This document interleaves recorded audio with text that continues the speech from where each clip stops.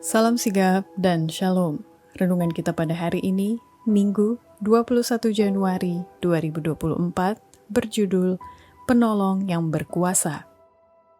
Ayat intinya terdapat di dalam Ibrani 2 ayat 17.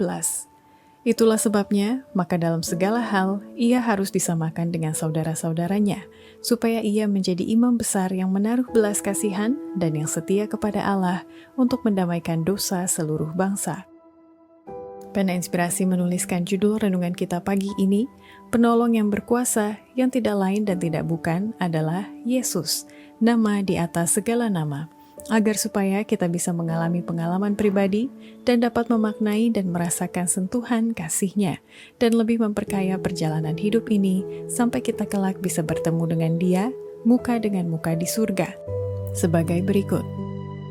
Pertama, jika kita benar-benar mengakui Yesus sebagai penolong yang berkuasa, maka sebagai murid-Nya, kita harus bekerja dengan iman dan pengharapan dan keberanian dalam memperkenalkan kebenaran firman Tuhan, dalam kasih dan kesederhanaan dari rumah ke rumah. Memperkenalkan kebenaran dalam kasih dan kesederhanaan dari rumah ke rumah adalah sesuai dengan petunjuk yang telah diberikan Kristus kepada murid-murid-Nya ketika Ia mengutus mereka pada perjalanan misionaris pertama. Dengan nyanyian pujian, dengan doa yang diucapkan dari dasar hati dan kerendahan, banyak orang yang dapat dijangkau. Pekerja ilahi akan hadir untuk meyakinkan hati manusia. Aku beserta kamu senantiasa, adalah janjinya. Dengan jaminan kehadiran dari penolong yang demikian, kita dapat bekerja dengan iman dan pengharapan dan keberanian.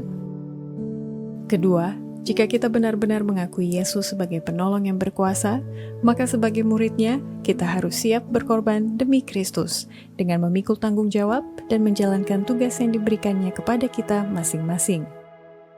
Penyelamatan jiwa-jiwa adalah kebahagiaan Kristus. Biarlah ini menjadi pekerjaan dan kebahagiaanmu. Lakukanlah semua kewajiban dan adakanlah semua pengorbanan demi Kristus, dan Dia akan menjadi penolongmu yang setia. Majulah lurus ke depan, di mana suara panggilan terus mendengung. Janganlah ada kesulitan fiktif menghalangimu. Pikulah tanggung jawab yang diberikan Allah kepadamu, dan sementara engkau memikulnya, janganlah bertanya, mengapa tidak ada kuk yang ditanggungkan kepada saudaraku yang pemalas? Lakukanlah tugas yang terdekat kepadamu, lakukanlah itu dengan baik dan seksama, tanpa mengharapkan pujian, tetapi bekerja bagi Tuhan, karena engkaulah milik-Nya.